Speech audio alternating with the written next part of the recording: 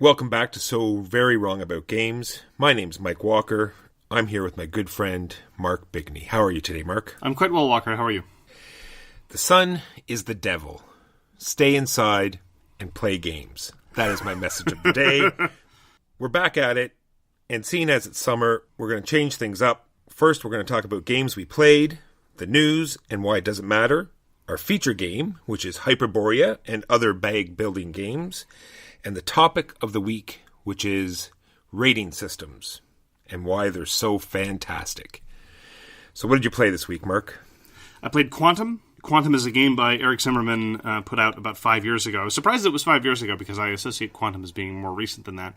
It's very fun, extremely light, almost kind of in the same vein as a 4X game, but not quite really. I mean, it's a space game where you're flying around and you get new powers, but not really techs, and you fight, but you don't really expand, and you don't really explore. But anyway, it's the same kind of idea, light space empire game with lots of combat.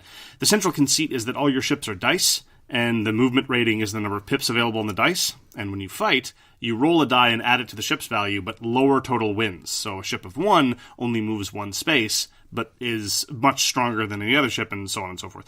The other key hook is that each ship has a special power. Each numerical value of ship has a special power that you can use in addition to whatever normal actions you have. Anyway, so the game is a lot about pulling off combinations. I use my power of this ship, which then keys off of this other ship, which lets me do this thing, which lets me kill this thing. Quick game, lasts about 60 minutes. I always have a blast playing it. It's not the deepest thing in the world, but I really recommend it. It's quite fun, pretty on the table, and it had been a while since I played it, so I was very, very glad to once again play Quantum. I definitely want to get back to it. I've unfortunately only been able to play it once and want to play it again. It's a cute little game, isn't it? It is. I really like it. The game I want to talk about this week is Spheres of Influence. It's an older, not an older game as in Cult of the New, not new, but right. But it's a great twist on Risk if you want to, call back to the old days where you're, just dudes on a map, cubes pushing around, rolling dice. Spheres of Influence is for you. It does a neat little twist on the dice system where you group up values of 6. It has this great activation system where on the map there's strategically placed oil fields, and every time you take an oil field, you get to add another card to the activation system. So at the beginning of the game, everyone has 2 of these cards in this activation system. You shuffle them up and flip them over, and when your card comes up, you get to either move and attack or do what you want to do. And the more oil fields you have, the more actions you get. And it has this whole, special card system that's not too overpowering, but it's hard to get the cards, and they have multi-purposes. So Spheres of Influence, great game. If you can find someone that has a copy, give it a try. Yeah, I've never played it. The oil field system does seem kind of interesting in that, correct me if I'm wrong, the oil field territories are less good than other territories in terms of your overall supply. Correct. I see. That element seems interesting. I'll probably give it a shot next time it hits the table. On the topic of weird dudes on a map games, though, played Lords of Hellas again, which we talked about at length in a recent episode. We played this time by the correct rules with respect to Walker's favorite action, which is called Usurp. Indeed. Still weird, still strange, still didn't get used, still only used to threaten the end of the game. At any rate, I am still enjoying the game, and I stand by everything we said. So Lords of Hellas is so far standing up well, even though it's only been a couple times. But I will say, rarely is it the case that after a sprint of playing a game many times in succession, so as to be able to review it, that I'm keen to return to it the same week after we review it. But Lords of Hellas was an exception, so I'm definitely still enjoying it, and everyone I've introduced it to has been at least moderately pleased with it. All right, we both got to table Core Worlds, and this never loses steam for me. Every time it comes to the table, I enjoy it just as much as the first time, and I'm looking forward to playing it again. It's a deck builder where you're building up your deck. You can either have it nice and balanced and go infantry and starfighters, or you can, try to specialize one way or the other. Or robots, or capital ships, heroes, or any manner of other things. True. And you're taking over planets and building your deck up, and it's a just overall great game. We played with both expansions, and I love the one where you're, every card, not every card, but the ones you add to your deck after your initial deck, they all have these, symbols where you can put in tokens and like the Brotherhood or Government, and then you can use those tokens to give you special abilities or keep them in the boxes for victory points at the end of the game. I think it's an essential part of the game. I agree. Core Worlds was designed by Andrew Parks, and everything that Andrew Parks has done has been at least interesting. I'm looking forward to trying his most recent game called Dungeon Alliance, which many Andrew Parks games have problems, but at the very least there's usually something cool going on in everything that he's done. And Core Worlds is very much one of the top-tier deck builders in that you have to make careful choices about how to play your hand. Whereas in many deck builders, you just play everything you've got, and it's relatively straightforward, or there are no trade-offs involved. But in Core Worlds, you'd be very, very careful about what you do with your cards. But the base game, as you say, doesn't really have a whole lot of flexibility. If you're off by one energy, or one action, or one card, you can be completely boned and not really be able to do much of anything, which is why the first expansion, Galactic Orders, is so good, because it allows you to cash in influence on these various places, so as to give you a little boost towards doing something a little extra. It's nothing overpowering, it's nothing crazy, it's not anything that someone's going to be able to pull something out and you be completely blown away or taken by surprise. But it just gives you that extra little bit of flexibility, and this is something that I'll return back to when we talk about Hyperborea. I really like it when an expansion does that. The second expansion, Revolution, doesn't really do much for me, honestly.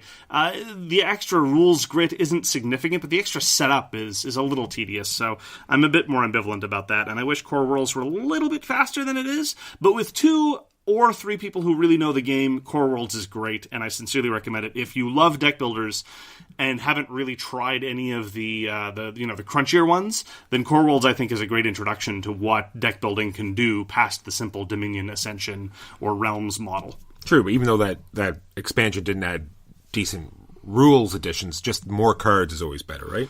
Sure, it doesn't add a whole heck of a lot of cards, but yeah, sure, more cards are fine. What else did you play this week? We played Ethnos. Ethnos is a game by Paolo Mori and put up by CMON last year. I've been interested, very much like Quantum, I've been interested in playing shorter, simpler games in the past week. I've been a little bit burned out on sprawling 2+ hours things, although we did some of that last week as well. And Ethnos is really simple and really quick. You play cards or you draw a card. That's what you do on your turn. It's basically a Ticket to Ride for gamers. One way is one way I've seen it described. I've taught it to intro gamers with great success. It scales up to 6, which is great. We played with 3, and this is the first time I played with less than 4. With 4 players, you play 3 eras, 3 full rounds of the game. With 3 players, you only play 2 rounds. And I thought that would be extremely strange and unsatisfying, but I was very surprised by how it still felt fine. It still felt like an average arc of a game, albeit somewhat truncated. And Ethnos is never spectacular, but it's always really solid and enjoyable and clean. And sometimes that's exactly what I'm in the mood for. It appears to be rather strangely out of print. It had a couple of very successful print runs, but I think they're in between that, and so stocks have run dry. And I certainly know that the promo tribe, the Fairies, is very hard to get their hands on based on the increasingly strident messages I get on Board Game Geek with respect to my copy of the promo tribe. But Ethnos is very, very good if on the lighter end of the spectrum. A little bit of area influence, a little bit of special powers, and just a very smooth playing experience. Well, from my limited understanding, that's like sort of the CMON MO, right? As soon as they have a game out, they usually have the one major print run, and then after that, it's who knows if you're going to get another copy, right? I suppose that's fair. Thinking back on their other non-Kickstarter things, because Ethnos was not launched by a Kickstarter, that does seem to be their standard practice, which is unfortunate. I mean, it's one of, I think, the most unfortunate corollaries of the cult of the new. If you don't get a game very early on, you might not get a chance ever at all, which is a shame because sometimes you'd like to try a game before you buy it or wait to see what the critical consensus is, But now it appears that it's a market for gamblers. But I got Ethnos on the strength of some very good critical recommendations and the fact that Paolo Mori is, I think, a very, very solid designer. And so it wasn't too much of a risk at the time, but I love Ethnos. I do want to talk about a bit how you play it, too. It's all these different races, like you said, fairies, dwarves, mermen, right? And your merfolk, #feminism. Cough. On your turn, you're either drawing a card or playing a set. And the sets are either all of the same color or all of the same race. And when you play a set, you put down tokens on this map. And the maps are going to be, at the end of a round, worth a certain amount of points, whoever has the most tokens in it. And you have to have, your set has to be larger than the number of tokens you already have in the territory. And that's why it works so well. That is one of the elements, though, that I find not necessarily unsatisfying, but kind of unintuitive. So there's actually 2 broad ways to score points. You can score points by having area and majorities on the map, and you score points based on the size of the sets that you've played. And regardless of the player count, I have found that many people underestimate the importance of the set scoring, and they overemphasize the importance of the area majority scoring. So they can be very, very, very hard for a pool of points that can be taken away from you, that where you're in direct competition with other players, that might be divvied up amongst various people. But if you play a set of dudes, you're guaranteed those points at the end of the game. There's very little anyone can do about it, and so, in many cases, there's nothing they can do about it. And especially in larger player games, the person who's most successful is often just sitting in the corner and just playing out their huge sets, which is fine. It's just a little, generally speaking, we have this bias as gamers, wherever the biggest components are, we assume that's where most of the action is. And so it's weird that sometimes, 60 or more % of the scoring at the end of the game had nothing to do with the board and all the plastic pieces. Instead, it was just the cards in front of somebody. But that's just more about not higher level play, but just understanding where the points are going to come from if you want to play competitively. Guaranteed points. Exactly. And sometimes just large quantities. So that's more about internalizing where the points are coming from rather than a fault of the game, but it is a mistake, or at least a misapprehension, that I see a lot of players making, and it's certainly one that I make all the time. All right, that is Ethnos from CMON. The next game that Mark and I played together, I always have to force him to play, and it's hard to get it to the table. It's called Sakura Arms. Now, it's a great combat game where you're taking two different fighters that have two different, very different combat skills, and you merge their decks together. You get to create the deck, draw cards from their different decks to create one deck, and then you're fighting for distance between each other because, your opponent's deck does maximum damage at short range where yours is long range, and getting your combos off and managing your hand because you're going to take damage every time you have to reshuffle. It's just every time I play it, I'm finding different parts of the game that I'm enjoying, and I really need to get it to the table more. I'm going to have to strongly disagree with Walker on one thing. He doesn't have to force me to get it to the table. He just has to remember in his thick head how to play the game, which every time we play the game he has to relearn, which to a certain extent is not Walker's fault. And let this go down in the calendar as one of those instances where I say that, because some of the terminology is deliberately weird. Like when they did the translation, they claim, I haven't looked at the original Japanese, but when they did the translation of some of the terminology in Sakura Arms, they claimed that they decided to go for a very literal translation as opposed to a more functional translation. And anyone who's dealt with texts in foreign languages before knows that, generally speaking, literal translations are not the best, broadly speaking. Anyhow, but setting that aside, yes, Sakura Arms is great. It's cheap, it's accessible, but very, very deep, and you learn things every time you play. You learn things during a single play. It has lovely moments of surprise and drama. It seems like they're not going to print any expansions, which is a bit of a shame because there are more, they're called Megami, but anyway, there are more characters that have been released in Japan. Apparently there's an active tournament scene in Japan. If you like two-player card battling games, which is a very, very distinct little genre and something that I enjoy but I don't get to play often enough, then Sakura Arms is absolutely a winner. Got to play Empire's Age of Discovery. So this is the reprint of what was originally called Age of Empires 3. So originally it had that video game tie-in. I've never played any of the Age of Empires PC games. I don't really like real-time strategy. Empire's Age of Discovery is a worker placement game with some area majority elements. And one of the classic problems with worker placement games is often the only competition you have is about denying other people spaces. And there's tons of that in Empire's Age of Discovery, but on top of that, there's also this area majority element. And so because of the fact that there's this increased level of player interaction, and then there's this other level of what to do with your workers, about, the standard worker placement stuff about gathering resources and other kinds of things, but also about sending them to the new world where some workers behave differently than other workers because there's this added level of specialists. Merchants are good at making money and getting you trade goods and all manner of other things. Ever since the original version, I've really liked Age of Discovery, and it's probably one of my very favorite worker placement games.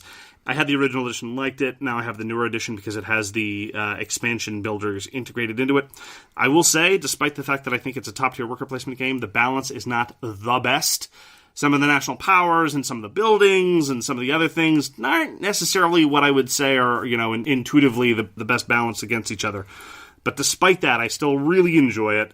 As far as worker placement games go, I think it's absolutely one of the best and something that I will play pretty much any time. So I was very glad to once again get to play Empire's Age of Discovery. It's fantastic. Not only are your workers different, but sometimes in all the different areas that you can place them, they'll do something different. And then when the action resolves for that area, when they go to the new world, they also have yet another ability that they get to do. It's a fantastic game.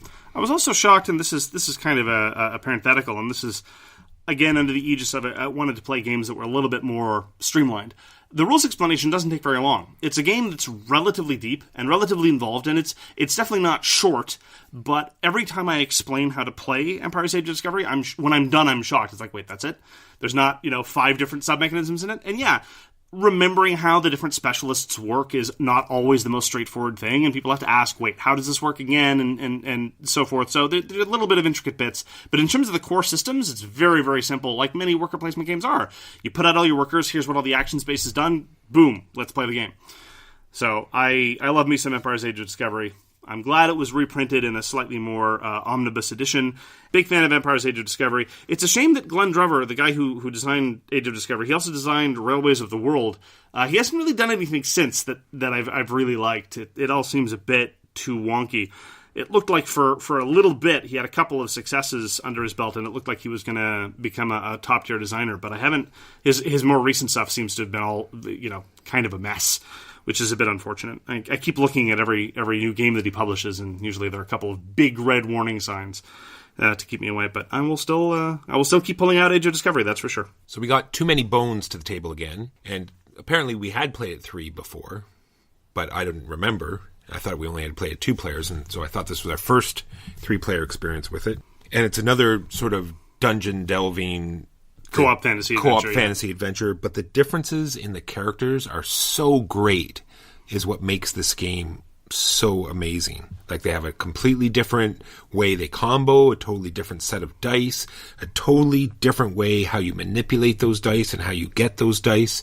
It can be seen both as a barrier to playing, but overall I think makes the game that much better to play. The asymmetry is indeed so huge. And one of the things that, and as you say, it's both a blessing and a curse. If you sit someone down, and even if they played a lot and they remember the core rules backwards and forwards, if they're playing a new character, you have to teach them the game all over again, because every character has their own little sub-mechanisms and weirdnesses. Even the very, very straightforward ones are a bit bizarre. Now, while this die works in conjunction with this die, and you need this thing in this slot, and then it activates this other slot, and then during your turn you do this thing. There's a lot going on, and the asymmetry, I think, I agree with you, the asymmetry really sells the game. Without that level of character asymmetry, I don't think that Too Many Bones would hold interest. I will say, though, that with 3, you're right, we played it now twice with 3. All the rest of my playings, of which there's been well over a dozen, have been either solo or with 2 players. I don't think 3 is my preferred level. I wouldn't ever play it with 4. I never have. I don't think I ever will. It just gets too long, and the difficulty shoots up too quickly. Which is not to say that it's too hard. I think that the difficulty level is fine. It's just that you don't spend any time bashing weaklings upside the head. So you just have to be in a position where you're all weaklings, but you're fighting something really powerful. And you just shoot up to those high-level monsters really quick, and you don't really get a chance to breathe. And there's no real sense of... It kind of saps, I think, the overall arc of the game. And the game just takes too long. It's a very long game. Yeah, and that completely segues in. I wasn't going to talk about this game, but it just segues in so perfectly as we played City of Kings again. And it was almost exactly the same problem we played with 3, where we usually play with 2. And the difficulty ramped so quickly that it didn't make for a pleasant playing experience. Yeah, I like it when you're able to spend a little bit of time, poking rats with sticks before you're fighting the massive giant boss. And that also leads into what I wanted to say at the end of this, was that it seems as though we're always pushing to decrease the numbers. But there are 2 games that we talked about, which is Spheres of Influence. I would play with, it goes up to 8, and I'd like to play it with 8. It would be rough at 8, but I definitely wouldn't play it without 5 or 6 players. Yeah, you mostly played at 6, I think. Yeah, 5 or 6 is key, and Ethnos, same thing. 5-6 is the optimum level. So I want to make sure that it doesn't sound like we're like bashing all games down to, a 2-player or 3-player experience. Good point. Now, on to the news and why it doesn't matter. Starcadia Quest by CMON. It will be a Acadia quest in space. Well, you have fantasy zombies, and suddenly they're gone to space. Why not send, the Acadia crew out to space as well? If you're making millions of dollars sending people to space, why not send your whole line to space? Maybe it'll be Ethnos in space next. Who knows? So that's it that's all I got for Starcadia Quest. Well, it'll certainly be no Starship Samurai. Exactly. What do you think of Arcadia Quest? Have you played it? played one. I never remember which ones they are. There's the two, right? There's Arcadia Quest, and there's, what's the other chibi? Super Dungeon Explorer? Super Dungeon Explorer. I think it was Arcadia Quest I played. Because Super Dungeon Explorer is 1v all. It's basically Descent-ish. And then there's Arcadia Quest, which is competitive, no overlord. The monsters just sit there and wait to be killed. I think I was Arcadia Quest. Okay. I wanted to like Arcadia Quest. You know, it's cute. I like the components. I'm generally predisposed towards even Cool Mini or Not's dumb stuff. But it really leans on one of the things that I hate most in games, which is last hit, getting all the credit for the kill. And Arcadia Quest is more or less entirely designed around that. And there wasn't much interesting going on past that, so it really didn't grab me. And I normally... I'm in favor of sending anything into space. I prefer sci-fi themes to fantasy themes 9 times out of 10, but Arcadia Quest doesn't hold any interest to me. So, speaking of space, Clank in Space expansion has been announced called Apocalypse. So that's good. I thought maybe Clank in Space would be just like a one and done type thing, and there will be like just focusing on the original Clank dungeon thing, but no. So that's good, because I prefer Clank in Space over the regular Clank, so that's great news. Cosmic Encounter is going to get a 42nd anniversary edition. 42, of course, being the optimum number for such things. 42 is already referenced a couple times in some of the racial powers in Cosmic Encounter, at least the Fantasy Flight version. I'm of two minds about this, as per usual. They're not going to get any more money from me out of me at this time, because they're redoing the base game. Some of the components are going to be upgraded and or changed. There's going to be a new alien power in the 42nd anniversary edition. One thing that they're introducing that I really would like to have, though, well, I'd always obviously like to have the extra alien power, is they have these cards for recommended alien groupings. Because one of my big problems with Cosmic Encounter, I haven't had a whole lot of time to talk about Cosmic Encounter on the show, largely because Walker, number one, hates it, and number two, can never remember what it's called. Well, that's what I mean. Like, when I do the news, I look for things that would interest me, and I saw this, and that would be why it's not on my list. You find Starcadia Quest more interesting than Cosmic Encounter? Exactly. See, now I'm glad you see where I'm coming from. Wow. Even people who hate Cosmic Encounter ought to at least be able to appreciate the level of philistinism that I'm dealing with here. Well, when I did see the news thing on it, the one thing I was wondering was the pieces are different. They'll be translucent instead of clear plastic. Does that mean you could use those not as those colors and as just more players? So you could have like solid color players and translucent and just add more players to the game? Like I said, I've only played it a few times. You can with the expansions, you can already go to 8. Past that, you start running into deck problems. The composition of the deck gets wonky. You need those extra cards. Gotcha. With the contents of just the base game, you can play up to 6. With respect to the deck, if you had the solid pieces and the translucent ones, then you'd have 2 decks. Could you not just maybe? I don't know. That's the only thought I had when I saw it. And I will say, look, this is turning into a mini section on Cosmic Encounter, which is fine. With teams, you can go up to higher numbers relatively well with two-player teams. It's not the best configuration. I'd still rather play with around 6-ish. Again, like you said, with Spheres of Influence, around 6-ish I think is the best. But with teams, the downtime is relatively minimal. And it's a negotiation game anyway, so everyone's always involved in everything. It's just, you need to keep the pace going. You need someone driving the game forward. But anyhow, the one component in the 42nd Anniversary Edition that I would like is these recommended setups of aliens, because one of the ways in which Cosmic Encounter can fall apart, and make no mistake, the game can fall apart in lots of different ways, is sometimes some alien combinations are just unfun. For example, you might have an alien power that works in a very specific way, but somebody else has an alien power that makes your power either completely irrelevant or almost impossible to employ, or is just, by virtue of the composition of the game, their power is just like yours, but better. And that's not cool.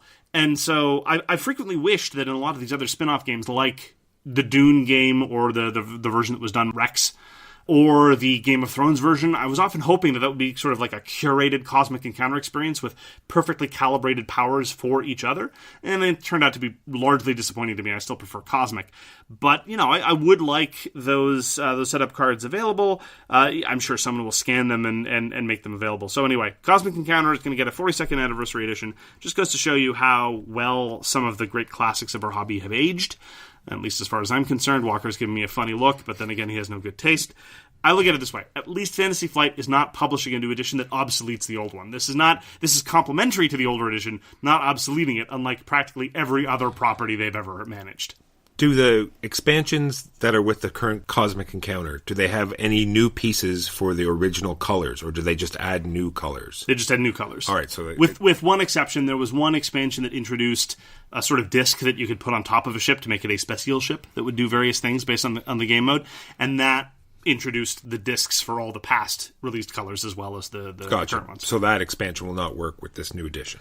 No, it'd work fine. It's just... But I mean, the color will be off because these are translucent and these ones... You can't make translucent cardboard anyway. Oh, it's cardboard counters. Oh, yeah, sorry.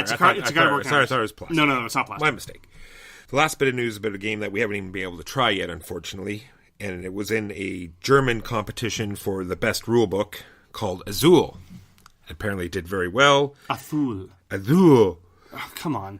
So it's going to have a giant edition of Azul. I saw that.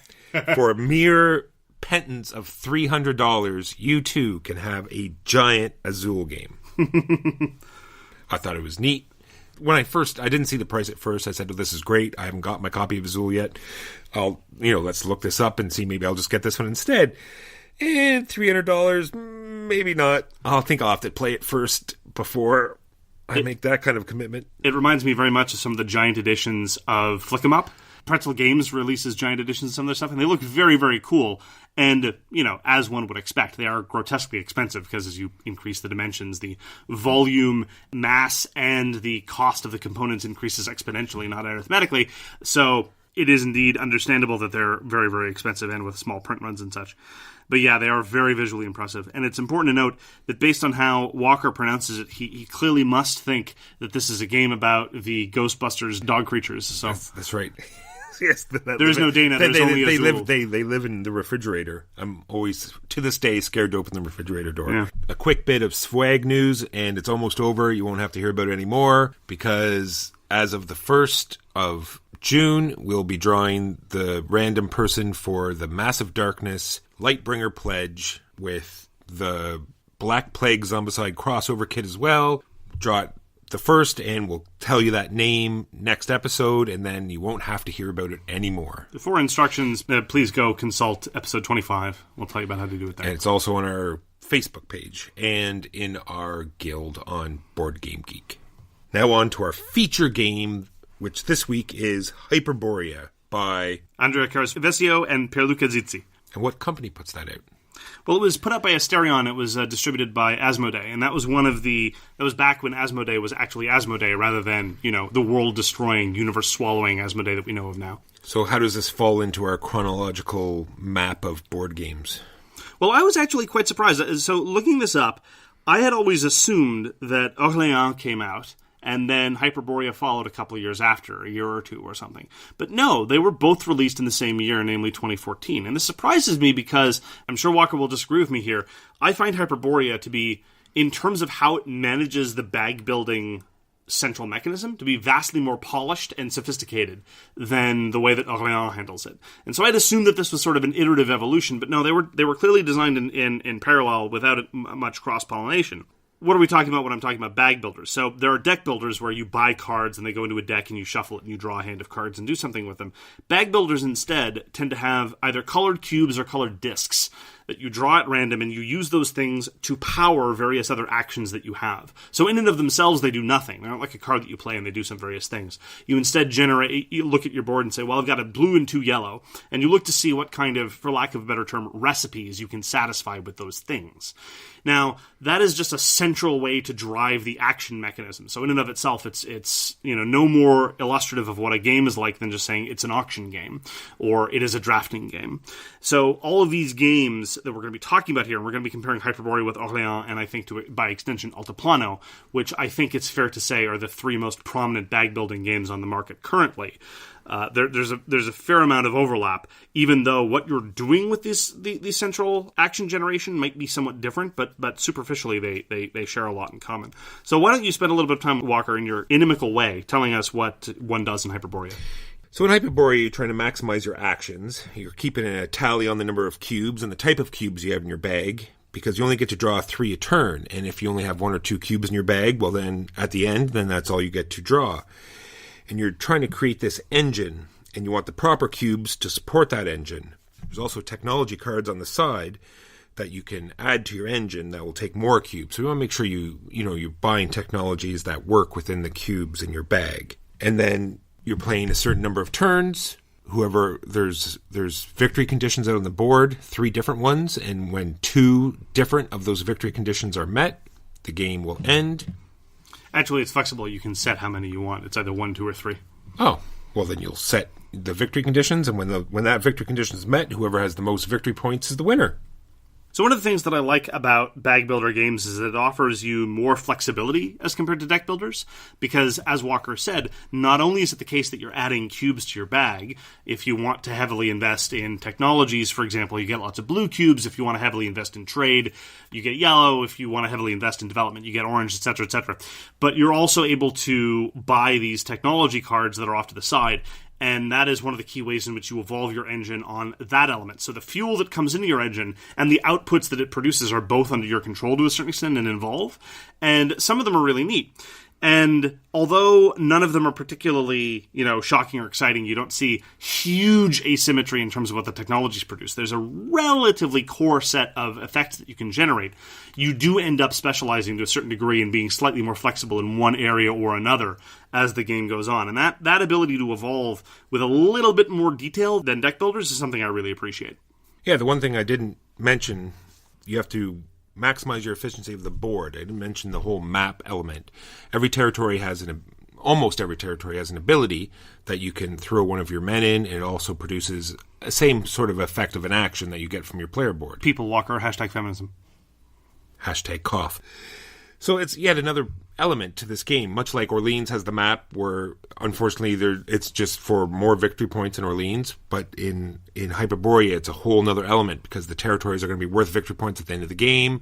They're also giving you actions, and it's also another whole way more evident of player interaction than it is in Orleans. Orleans, it's simply, I've put my trading house here before you, too bad, or I've taken this good before you did, too bad this. There's actually fighting, because some of the actions generate swords, and you can kill the guys out of the action that each territory provides and take it yourself. And then, like I said, it's a area control game for the end victory condition. I talked before about how when a game introduces slightly more flexibility in terms of being able to plan your actions, then I'm very much in favor of it. And Hyperborea does that precisely because basically once through your deck, once per reshuffle, as it were, you can trigger some ability on the map. And so this gives you an impetus to expand. This gives you an impetus to bump up against your opponents. And this also gives you an impetus to be able to exploit these additional elements of flexibility at opportune times. And so this not only increases your ability to plan and be reactive simultaneously, it also encourages more player interaction, which, as you said, and I think we'll spend a little bit more time talking about this later, it really does help the game feel much more interactive than not only just other deck builder or engine builder games like this, but then the other bag builder games like Orleans or Altiplano, precisely because there's not a huge amount of combat. This is not a dudes on a map game, even though it sometimes looks like it is, but it's really not. It's more a question of, I would put it more in the vein of El Grande, in that it's more about a slowly evolving area majority contest. But in addition to the end game points for sitting on these territories, it's also about being able to exploit these actions on the board. It's definitely something that you cannot just let go. You can't just ignore it and go with a different engine. If you just let other players take over that whole map, then you're going to definitely lose out. Yeah, you can definitely choose to exploit the map in different ways, but you cannot choose to ignore the map. That is absolutely true. I will note, just as a side thing before I forget, that Hyperborea, very much like Kemet does, has a hilarious little bit of localization, let's say mistranslation. There are two ways to play the game. There's the invasion mode, where nobody plays with any special powers at the start of the game. And then there's the version where every faction starts with their own special power, which is called the race war version. And to North American audiences, race war means something very particular and very unpleasant. So it's roughly evocative of Kemet's white power tiles, which is somewhat unfortunate. And I'm not imputing anything deliberate or malicious on the part of the Italian designers or the French publishers. I'm merely pointing out that sometimes localization is a tricky business. Exactly. The choice of words. And like other games. This has the great sub-moral game at the end. Whoever actually has the coolest animals, because I want to talk about the awesome art on these cards. Whoever has the coolest animals on their technology cards is actually the real winner, because there's everything from horned raptors to giant horned muskox pulling yaks, flying manta rays, hovering ships, all sorts of. The art on the cards is fantastic. I love the art for Hyperborea. This is one of those areas in which I think Hyperborea is sometimes a victim of its own quality, because the game kind of looks like a dudes on a map game. It's got little plastic army pieces that you move around a map and you can fight, but it's not a dudes on a map game. It's got all these very, very cool bits of fantasy artwork on these cards, but at the end of the day, it is very much an engine building efficiency game. It's a very sort of procedural, somewhat plodding in pace Euro game. And it is not a sort of epic fantasy adventure empire builder like you might see in a game like Rune Wars, or even games where you run around and smack people upside the head. And so one of the ways in which people are often disappointed by Hyperborea, I've found personally, and this is definitely evocative of what I've read on Board Game Geek, is they were expecting something different. They see the box, they see the art, they're expecting something like Fantasy Flight would put out. And that's reasonable. That is definitely what a lot of the product is communicating, but that is not how the game feels. It does have a lot of elements of player interaction, and it does have a lot of areas of direct competition, and it is very, very nice to look at the art. But the game is very much, again, in the tradition of something like Orléans or Altiplano, where it's about resource conversion and it's about building an efficient engine. So sometimes there's a bit of cognitive dissonance and sort of people expecting something different. All right, I want to segue with that, because with the art on the box and the art on the cards and the guys on the map, that's where all the theme comes from. But unlike Orleans, the actual cubes in your bag, I feel that's where it actually falls short, because they're fairly meaningless. They're just ways to drive your engine. Whereas in Orleans, you need to go down the road, so you have to hire the soldier, you have to get the bureaucrat, and you're sending the guy down the road. Or if you're going to the scholar, like all of these things you're hiring, it makes sense for all these actions. In Hyperborea, it's all just colored cubes. Yeah, believe it or not, it is actually the case that I think Orléans has slightly better thematic integration than Hyperborea does, which is bizarre, because Orléans is not especially thematic, but all the resources in your bag are roughly thematically evocative. It's like, this is my scholar. My scholar can do various things that a scholar might be expected to do. Although it must be noted, in real life, scholars are amazing at everything they do and are particularly attractive to members of opposite or the same sex.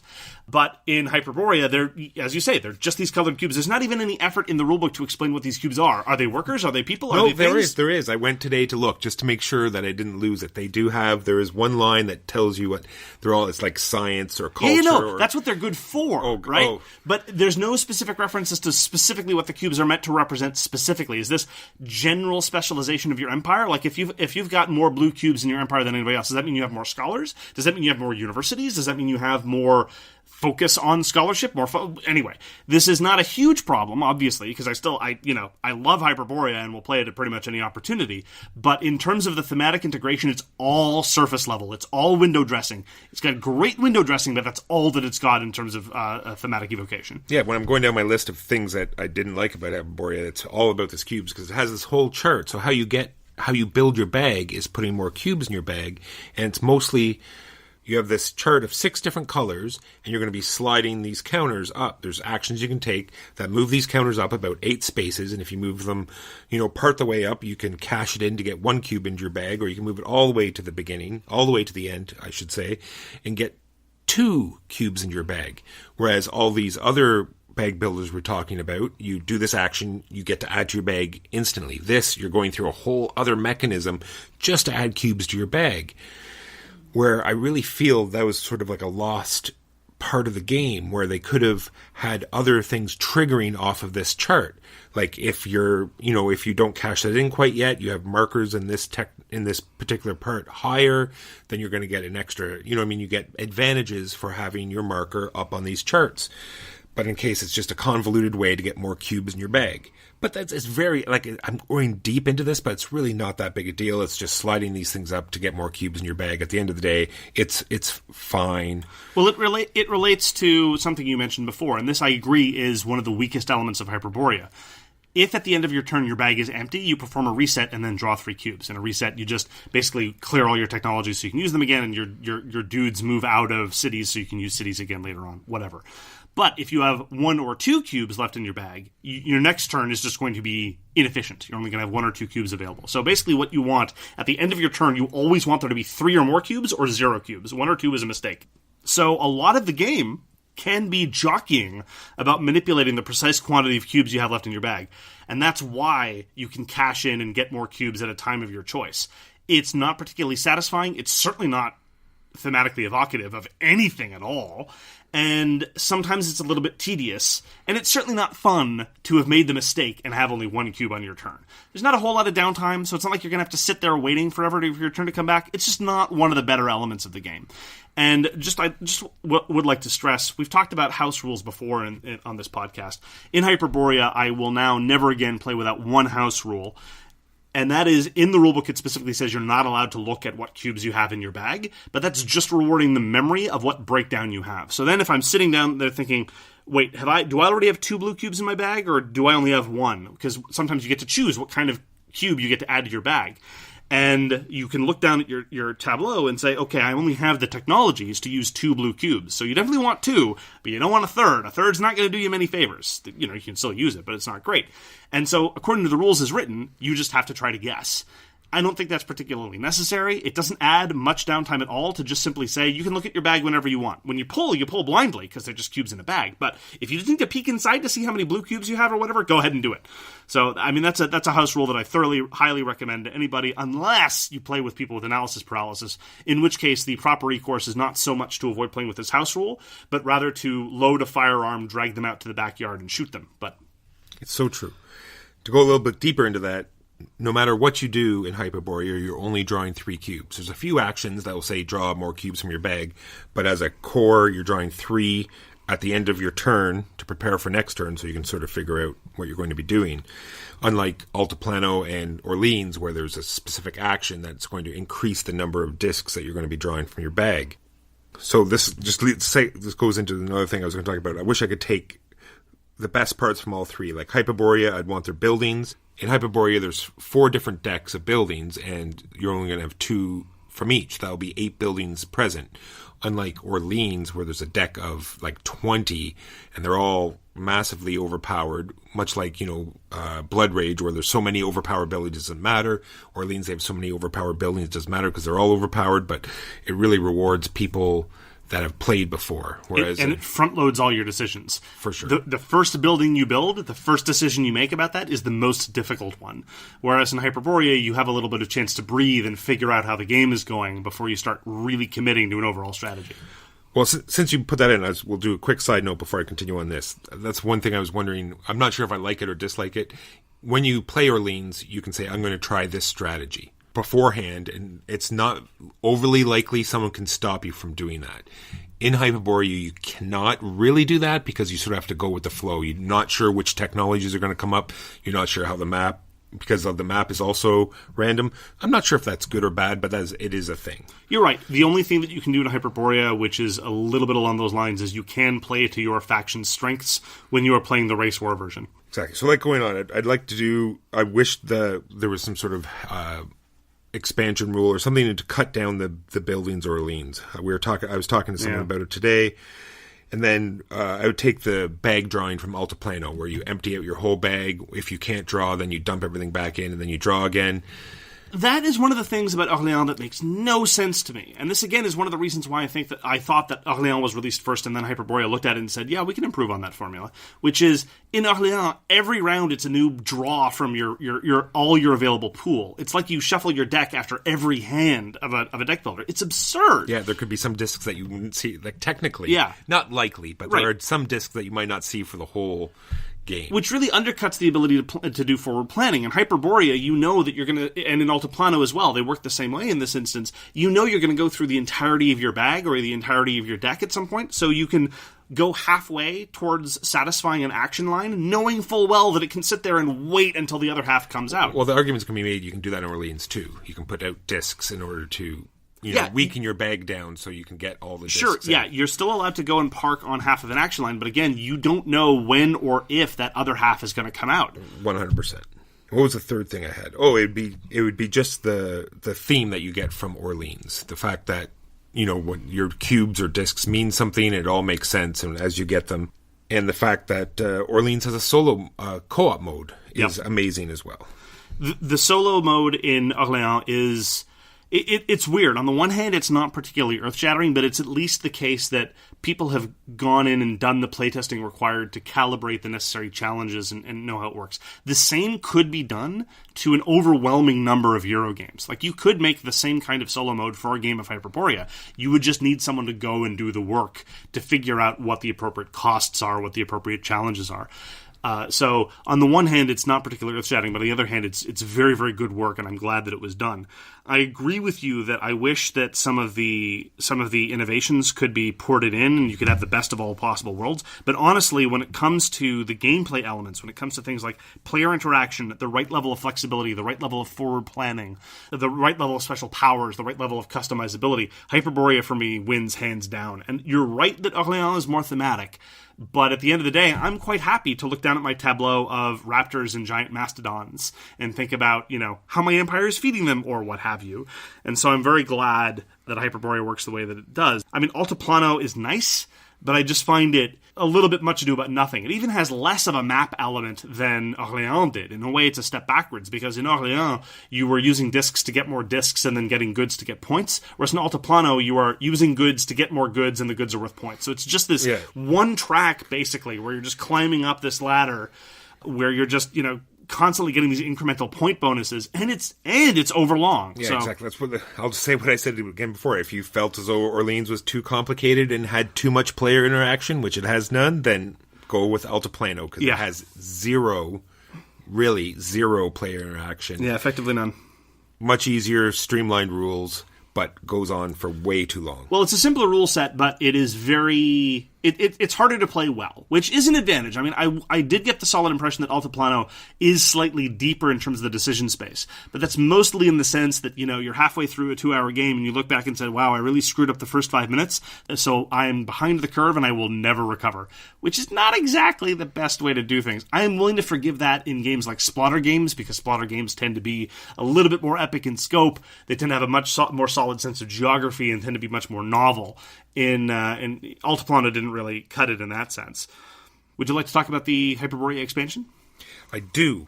I want to talk about like I usually do. Do you think that this expansion was introduced in order to fix problems? No. Because in this expansion, they introduced these black and white cubes. I think that's...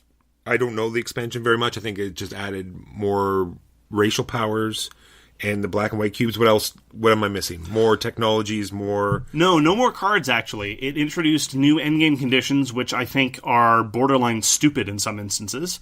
I talked before about how I don't like last hits. One of the endgame conditions introduced in the expansion is indeed a last hit mechanism. Whoever kills the last ghost gets it, which is absurd. So if I'm sitting on a space with a ghost and you're sitting on a space with a ghost, you're just going to be staring at each other waiting for someone else to kill the second to last ghost, and then... there's this big rush, so it's kind of silly. Anyway, it also introduces relics, which are this new element of the board. In addition to ruins and cities, now there are these relics. The relics are fine, but they introduce an extra level of rules grit. Mostly what I like are the new racial powers and the black and white cubes. The black and white cubes basically give you more flexibility. It's just like I said when I was talking about galactic orders in Core Worlds. In Hyperborea, you already have a certain degree of flexibility, but now what you can do is you can toss into your bag black and white cubes, and black cubes can work as a cube of any color, except the any color spaces. So, there are rainbow spaces which will accept a cube of any color, but black cubes can't go there, but a black cube could sub for a green cube, or a red cube, or an orange cube somewhere else. White cubes are the other way around. They can't go on any colored space, but they can go on the rainbow spaces, and when they do, they generate a cube for you. So it kind of can snowball into getting more and more cubes, which sometimes is a blessing, sometimes is a curse, both for timing reasons and overall game strategy. And what I like about this is that it just gives you a little bit more choice in terms of how to build your bag, and it gives you a little bit more flexibility in terms of how to satisfy your technology lines with I think, a minimum level of rules grit. If you're able to internalize and if you're able to impress upon your players that white and black cubes are kind of like gray cubes in that they're not really of a color, then everything's fine. And yes, I don't want any pedantry about, light spectrums or whatever, or like shades versus colors or what have you. I'm not interested. I don't care. The problem with the expansion is, and it's a bit unfortunate, is that it was only released in Europe. I had to import mine from Italy. There are English rules and everything. The components are independent. It's called Hyperborean Light and Shadow. But basically, if you want one in North America, you basically have to pony up $40. Or, if you can size match the cubes, just buy some white and black cubes and download the rules from the internet, which is honestly what I'd probably recommend, all told. Because that's the element of the expansion that I use most often. It is definitely, if I wanted to compare the Hyperborea expansion with the Orléans expansion in terms of adding that very well done solo mode is probably the better of the two. I'm going to get back to the gray cubes, but I'm going to talk about the black and white cubes and how we, just to emphasize this problem about drawing the last cubes from your bag. So say you've planned it all out. You've drawn the last 3 cubes from your bag and you think you're going to do a reset, but of those last 3 cubes you've drawn, one of them is white. It can only go in a rainbow space, and you have no choice but to take another cube. And now it's gone into your bag, and next turn, now you have cubes back in your bag again, and now you're drawing 1 cube for your next turn. So, in fairness, that's a problem you made yourself, and more importantly, you basically have a choice there. You either take a turn with 3 cubes this turn and 1 cube next turn, or you take a turn with 2 cubes this turn and do a reset. True, you totally have the option of just not using that white cube, right, and throwing it to the side. So it's not the end of the world. It's not like the game forces you to do it that way. No, I'm not saying. I didn't want to emphasize that it's a totally bad thing. Take it back. I just wanted to make sure. Take it back. Our listeners. Take it back. No. Knew what was going. Let's go back to the gray cubes now. Every time, I'm wondering if the gray cubes were even necessary. There are 8 technologies out on the board that everyone can choose from. 2 from each of 4 decks. And it's refreshed every time someone buys one. Yes, and every technology will come with a gray cube, which cannot be used for any of your starting actions. And there are a few of the new technologies that you can purchase that can use the gray cubes. So what it is doing is bloating your deck with useless cubes. So I'm not sure why they put this in, because they've made the technologies as one of the victory conditions. Everyone has to, in order to get it, you have to have 5 of these technologies, and I'm really assuming that they don't want you to use your basic technologies or your basic actions for the whole game. Well, but you might, because it's true, but you don't have, every time that you play Hyperborea, and this is perfectly legitimate, you tend to go heavy into new techs. That's what you like to do, and it's the way you like to pursue things. And that's fine, and there are lots of good reasons for doing that. There's also lots of good reasons for not going heavily into new technologies and focusing on other things. And I would say that the logic of the Grey Cubes is as follows. I agree with you that it's not an integral part of the game. I think you could have redesigned things slightly so that there weren't Grey Cubes involved, and that would have been fine. But if you have a lot of Grey Cubes in your bag, first of all, you're probably not going to have more than 4 or 5, right? 4 or 5 techs is usually pretty good. And that's probably all you're going to have. So it's not like it's going to be so huge. At that point, one would hope that your board position is such that you have lots of ways to supplement your turn with lots of other things to do. It's going to be probably close to the end of the game, or certainly past the midpoint. And besides which, if you know you're going to have that many gray cubes, you probably want one of your tech purchases at that point to be something that uses gray cubes. It's also the case that one of the factions, the orange faction, is very, very good at getting rid of and or using gray cubes, so that's one of their important advantages. So I think that as an extra little bit of grit to the game, it's fine. I don't think it's problematic.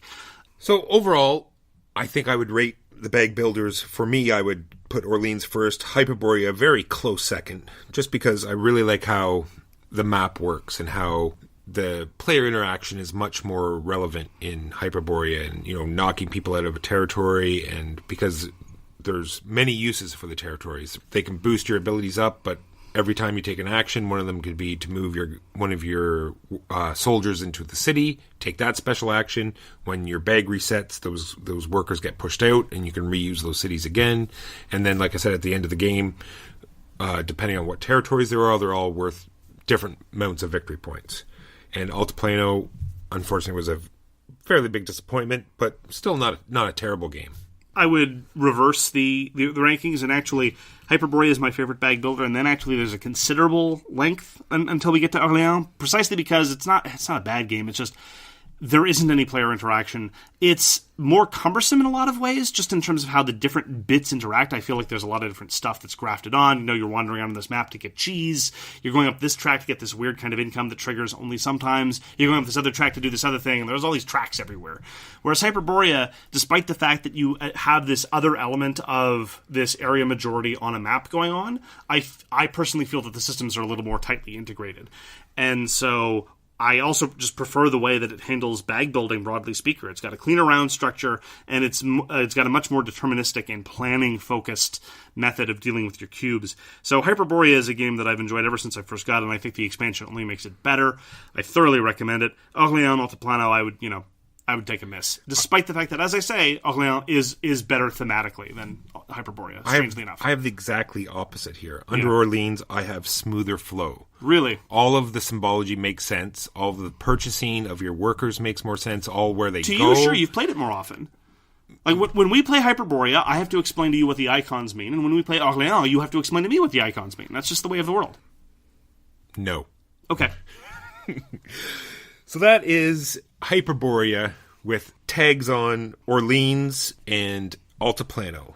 Let us proceed to our topic, which is rating systems. Now, Walker, you seem to have a bug up your butt about rating systems. I just don't understand them. Okay, so what do you... Actually, I meant to look on... I remember I didn't get it. Unfortunately, I ran out of time, or I got distracted. I meant to go... Did you look it up at all? The BGG, they have a rating system. Yes. And I think somewhere on there it tells you what each number represents. Yes. What is it roughly on it? What is it? Is it how good the game is, or what is it supposed to signify? Well, how good the game is by itself pretty vague, right? Because goodness can be defined along any number of different axes. The way that the Board Game Geek rating system works is primarily focused on your willingness to play again, or your eagerness to play again, which is a choice. That's an editorial choice. And I think it's a legitimate one. I think that there are other legitimate choices that could have been made with respect to how to do a rating system. But that's how Board Game Geek does it. Which is interesting, because that's where I'm going to end up at the end. But anyway, I dislike rating systems because it really matters on how many players that you have in front of you, or how you compare it to other games. Say you have like 10 deck builders in your collection, right? You have to rate them. You like one more than the other, so you have to put them in some sort of line. So if you rate one a 10, but you like it better than this other one, is it also a 10 or is it not a 10? And if you go down from there, then obviously you're going to have to rate the one that you dislike the most a 1 when it... No. That doesn't follow. This is just sort of like an overall example. Obviously, you're not going to do that, but I mean, this is just sort of like you might. Theory. No, okay, well, sorry, let me unpack something. I agree with you. Let's say, for the sake of argument, this is, of course, assuming that you wish to employ a rating system, which many people don't, and that's fine. More power to them. But lots of geeks like numbers, and lots of geeks like taxonomies, and lots of geeks like lists, right? And so rating things on Board Game Geek is often a confluence of all these things, and so a lot of geeks like doing it. I am one of these people. And yes, if you have 10 deck builders in your collection, there's one you like the most, it follows that the one you like the most should probably be rated the highest. I don't agree that it follows that it needs to be rated a 10. No, I didn't. No, 10 was just an example. I just mean that if you have 10 in your collection, then they all need to be rated somehow. Well, your best to your worst, and that only means that the top one is going to get bumped to 10, and the lowest one is. I'm saying. Why does that follow? Why would your favorite? Let's say that again, you've got 10 deck builders in your collection. I've got more than 10 deck builders in my collection, but the one I like the most is not rated a 10. No, but it's rated higher than the other ones. Do you have some that are rated the same? Yes. But aren't there some in the ones that are rated the same that you like slightly more than the others?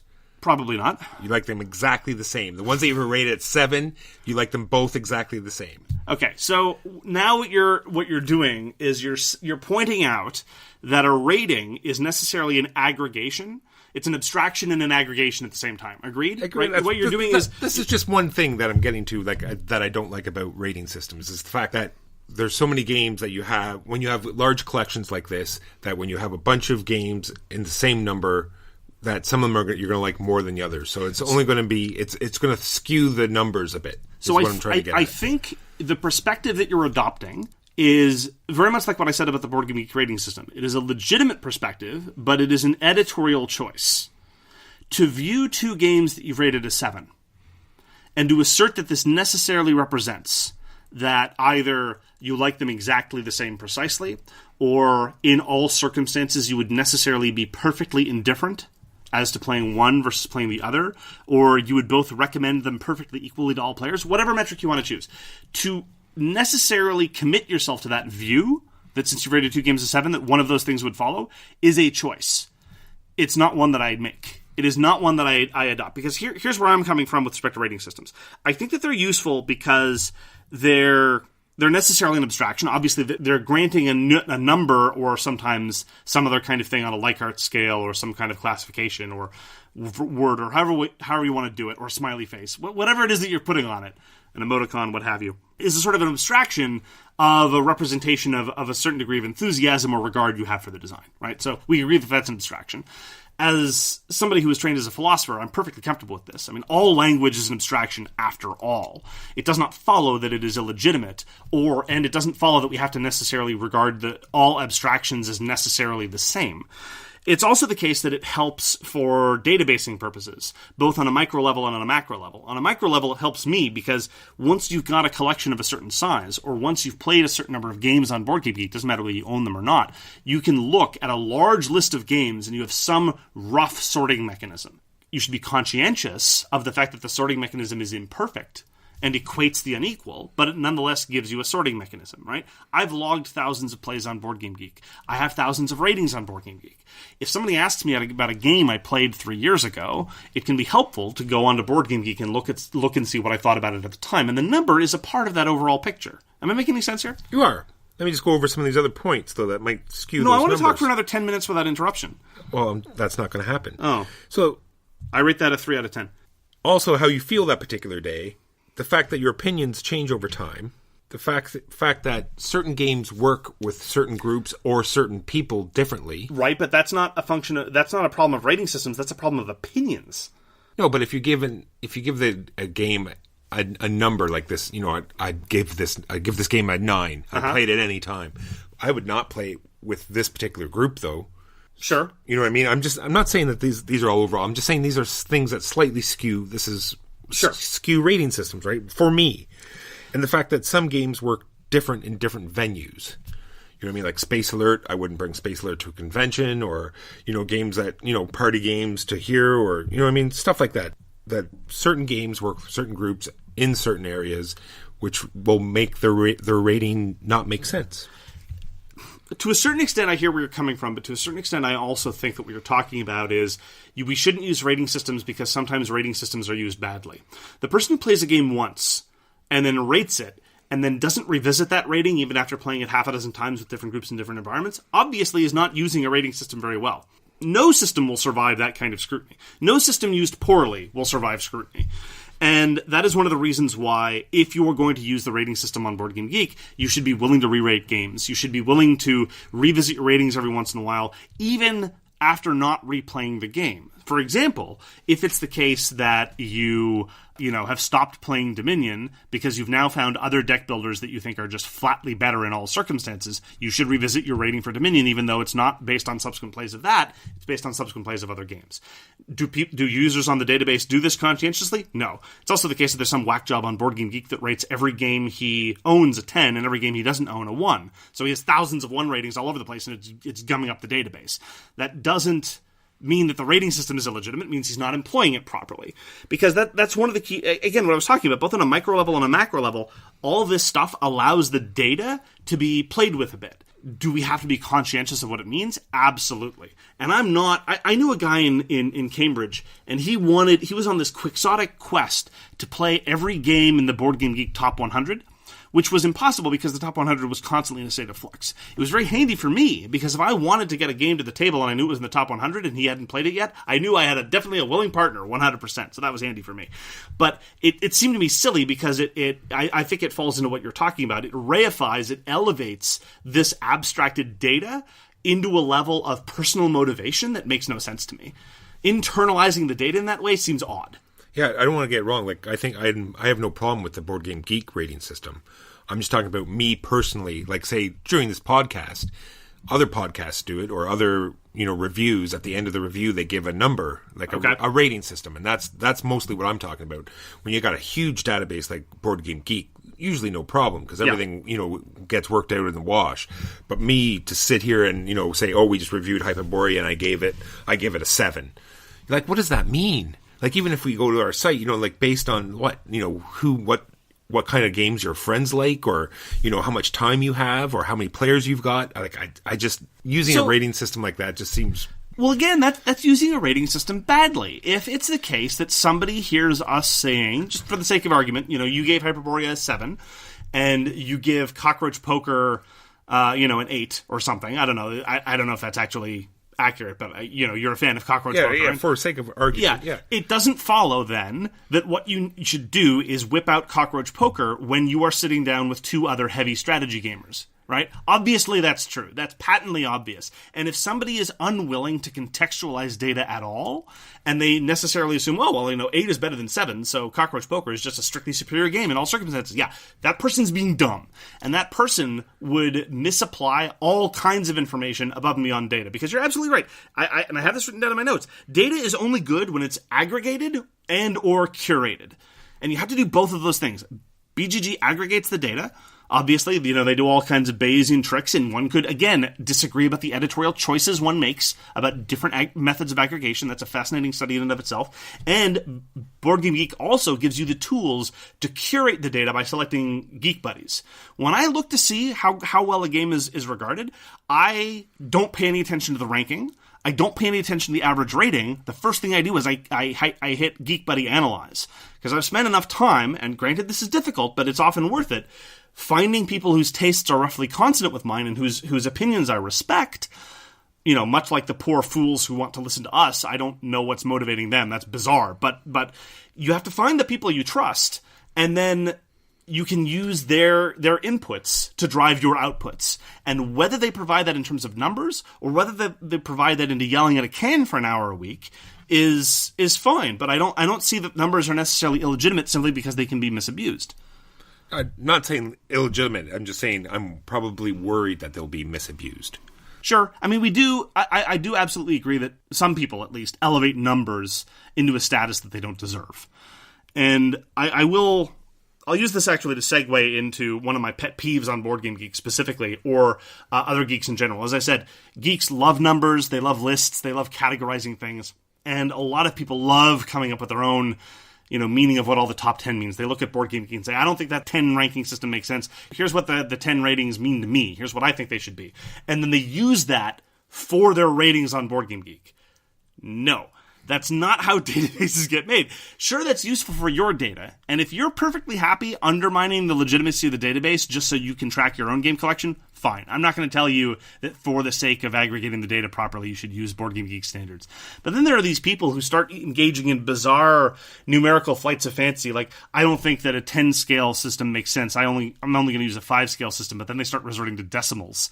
It's like, I don't want to go 1 to 10. I'm going to go 1 to 5. And then they rate something 2.5. I'm like, what are you doing? Do you understand how numbers work? A local friend of ours infamously has a 5-point scale, which a number of other people half-jokingly around here have started using on their own. You want to talk about that for a bit? Yeah, it's called the League and rating system. What? Yes, the League and rating system. Oh, it has a name? Oh, now I hate it. It does. I was okay with it before, now I despise it. It is fantastic. Oh, dear Lord. It goes from -2 to 2, right? So a 2... Or 1 to 5. So a 2 would be a game that you would seek out opportunities to play. You invite people over, you bring it and suggest it, and you ask other people to bring it to events. And then a 1 would be a game that you'd gladly play if it comes up. You might throw it into your bag when an event, or you suggest it if it's already there, or join happily when someone else suggests it. Already, I don't mean to cut you off, but already that sounds like an 8 to 10 on Board Game Geek, or a 6 to 7 on Board Game Geek. Well, like I said, I'm upset now that I didn't spend the time to look it up, because I thought Board Game Geek was how good a game is, or how well the theme is, or an overall rating. I did not realize it was a playability, because this works in because. All right, let me just finish this and then we'll talk more about it. So 0 is a game you don't particularly care for, but you wouldn't object. You wouldn't bring it unless someone else asked. You wouldn't suggest it. A -1 is a game that you try to avoid playing if you can. You bring it to games only with reluctance. If someone asks you, expect them to play it without you. You'd never suggest it. And then a -2 is a game that you would refuse to play. I mean, this sounds like a slightly more crude, and by crude I just mean fewer levels of the Board Game Geek system, which is fine. The weird thing is that, again, these are just a function of editorial choices that people make. Some people think that a 0 average is more intuitive than another kind of baseline. We tend to have a decimal bias because we have a base 10 number system. If we had a base 12 or a base 36 number system like other cultures have had, it would probably look different. But where I really get frustrated is when people start arguing about different systems being better than others, or pretending as though some system is obviously objectively superior. Because again, it's about editorial choices. It's about making the choices you need in order to aggregate and structure your data appropriately. And we can have discussions about which ones are better or worse. And I'm not saying they're all equally good. What I'm saying is they're all equally a function of editorial choice. And so we can have discussions about superiority, but the reason I like this system is because it's great in our little bubble, because we know what games that our group likes. We play together, and we know, generally what everyone likes. So if our group uses this system and gives it a number, then we generally, understand what it to be. And the other reason, like I said, apparently Board Game Geek does as well, because that's the only real system that I use at the end of the game. I just ask the person, would you play this game again? Sure. Yes or no, and that's usually the only, rating system I use. Sure. Which, again, if you wanted to, you could turn into numbers. Exactly. You could have a 0 or 1 rating system, or even a 5 or 10, I mean, strictly speaking. Yeah. You call it whatever you like. The other system that we have, though, that doesn't really fall into this, you accidentally created your own rating system that has now taken hold in our local group. And this is the pi-based ranking system. Oh, it's the best one. It's pretty good. I like it. Because I think a system should either be clearly decipherable or completely obscure. I think one or the other. I think midway I don't like. Because once you characterized a game favorably as being like blueberry pie, and ever since, people have been asking you and other people to talk about what kind of pie a game is like. Now, obviously, this creates some problems because there was some discussion as to whether or not tourtière was good pie or bad pie. I'm from French Canada. I have a great deal of affection for tourtière. If you've never had tourtière, it's great. It's like. Oh, it's so good. It's like the Tigers and Euphrates of pie, just to square the circle. There you go. But so somebody recently characterized a game they didn't particularly enjoy as kind of like being strawberry rhubarb. Now, obviously, this is very loaded because some people like strawberry rhubarb pie, and then there's the whole. But that's what I mean. That's why it's so good, right? Because maybe it'll be a game that they like. It is good. It's not even just a review of a game. It's also an opportunity for culinary discussion and argument. So we should evangelize this. I think everyone should start rating games based on pie levels. Don't give it a number on Board Game Geek. Don't even give a comment on whether you think that the mechanics are solid or anything like that. Just compare it to the pie. That could be the official swag rating system. There you go. So what pie is Hyperborean? What pie is Orléans for you then? Orleans would be a beef and kidney pie. Dear Lord. Yeah, like hearty and full of flavor and brings you back to that old English. Don't characterize that's it. true. Yeah, that's not fair. If you characterize it too much, you're ruining it. And Hyperborea would be, it'd be like a lemon meringue pie. Fair enough. See, this, of course, kind of breaks down a little bit for me because I'm one of those people who does not really enjoy pie. I like tourtière, and there are a couple of other savory pies that I like. But when it comes to sweet pies, I'm not usually. I'm a cake person. When Tina Fey was given the Mark Twain Prize for Humor, she was given a short interview in which she was asked cake or pie. And her response was, cake, obviously. There's been this conspiracy on the part of the pie people to convince us that pie is good. And when that happened, I knew that Tina Fey and I were definitely in the same boat. But anyway, I do nonetheless like the pie system. It just pleases me, fundamentally. It tickles me in a way that I can't talk about. Absolutely. So there we go. So we agree. We have slight disagreements about the useful of numeracy in ranking system, and whether or not the Ligon rating system is the work of people with too much time on their hands and delusions of grandeur. But we can definitely get behind the pie ranking system, and it is something that we'll be using from now on. Actually, I think our feature game reviews are going to be much quicker now, because we'll just say the name of the game and just list 2 pies and we'll be done. And the good part is that we can list it on culinary podcast sites as well, and we can double our listeners. You're right. We should be on the Food Network. Exactly. Oh, this is such a great idea. Actually, we should tell people to go on iTunes and rank us by pie. Yes. Don't give us star ratings anywhere. That's right. Actually, I don't think that you can give text descriptions without giving star ratings, though. Well, we'll have to work on this. We'll have to submit a claim to Apple and to Google so that we can have a Pi ranking system for podcasts as well. So thank you so much for joining us on So Very Wrong About Games. If you'd like to get in touch with us, you can reach Walker via his email, justrolledadice@gmail.com. That's justrolldadice@gmail.com. You can reach me, Mark Bigney, on Twitter, @TheGamesYouLike. For more public discussion, you can find the So Very Wrong About Games Facebook page, or you can check out our Board Game Geek Guild, which is guild number 3236. We read absolutely everything you send us, and we will get back to you if we possibly can. Thanks again for tuning in. We really appreciate it, and we hope to see you again very soon. See you next week. I give this podcast a rating of chocolate pie. You've been listening to So Very Wrong About Games, produced by Michael Walker and edited by Mark Bigney. Special thanks goes to What Does It Eat for generously allowing us to use their most excellent song, FOS, as our theme. You can find them at whatdoesiteat.com. You can reach us by email at soverywrongaboutgames@gmail.com or on Twitter @SoWrongGames. Thanks very much, see you next time, and always, try to be right, but remember you are so very wrong.